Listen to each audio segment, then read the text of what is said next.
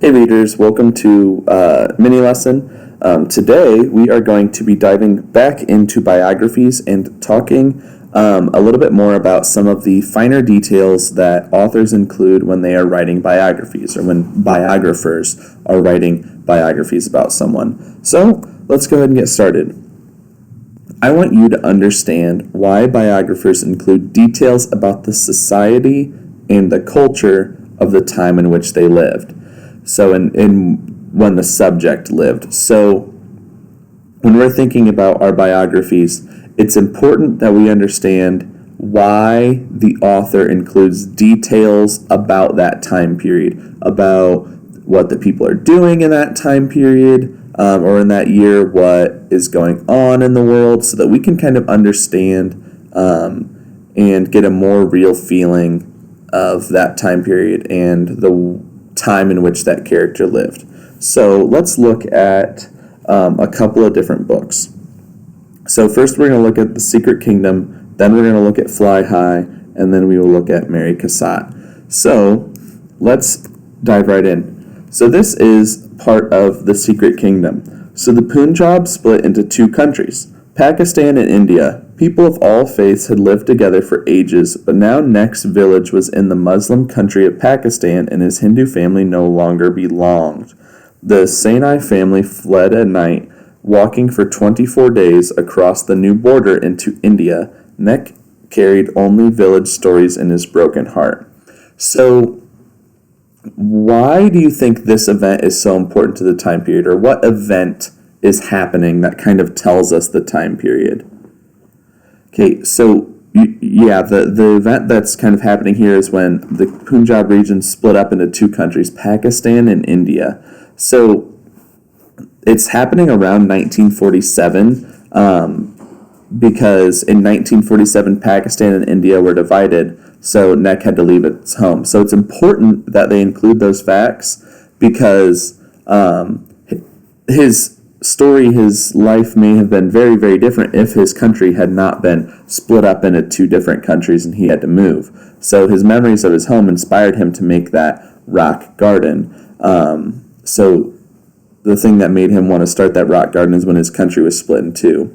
So it's important to understand that in the Secret Kingdom, his country, the Punjab region, was split into two different countries, Pakistan and India, which is something that happened in real life and affected a lot of people the way it did Neck Chand.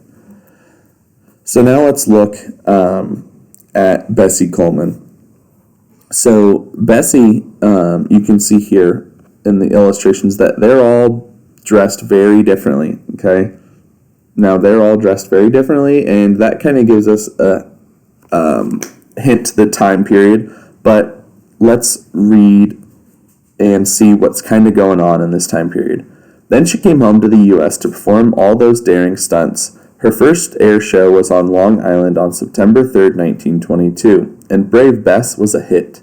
Bessie drew big crowds wherever she flew. Big, petite, and pretty, even in a leather helmet and goggles, Bessie wore tall, shiny boots. And of course, her long coat from Paris. In Texas, in Tennessee, in New York, and Illinois, Bessie Coleman told her many fans, "All of us are created equal." If others of her race weren't allowed to buy tickets for the air shows, then Bessie refused to fly. Bessie Coleman was a thinker and a talker. She visited dozens of black schools and churches in many states. You can be somebody. You can fly high, just like me. Now Bessie wanted to help other people. She wanted to open a flying school so that others could learn how to fly. So, what do you think is going on in America, or what do you think is kind of the state of America during Bessie Coleman's life? Because she's got some things that kind of hint to us kind of what's going on. So what do you think, or what time period do you think this is going on?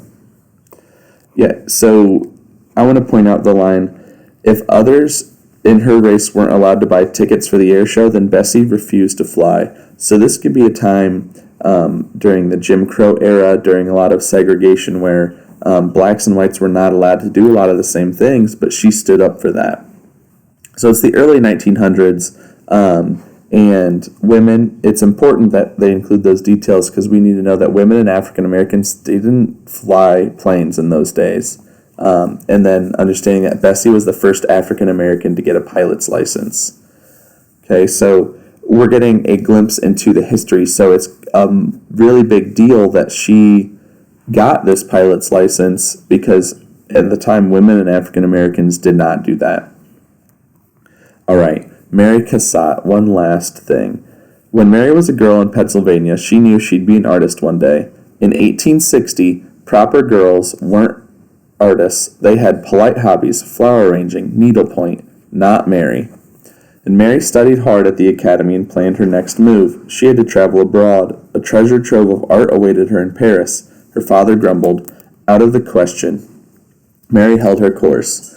So the way that Mary's being treated and the things she's allowed to do or not allowed to do tells us this probably isn't happening today. So how is Mary being treated, or what is she expected to do in this time period? Yeah, she's just expected, to arrange flowers, to, sew, and things like that. They said that she's not supposed to be an artist, that she's not able to go to Paris. And so it's such a big deal that she does do these things because in 1860s, women didn't become artists at that time. So Mary had to work very hard to become an artist because it was not considered proper or right for a woman to do that.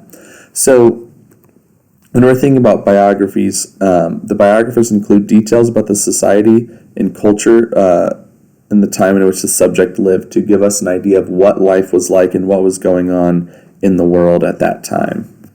So, as you're reading biographies, I want you to think about the world because a lot of biographies have things that, like, they did things very important to the time.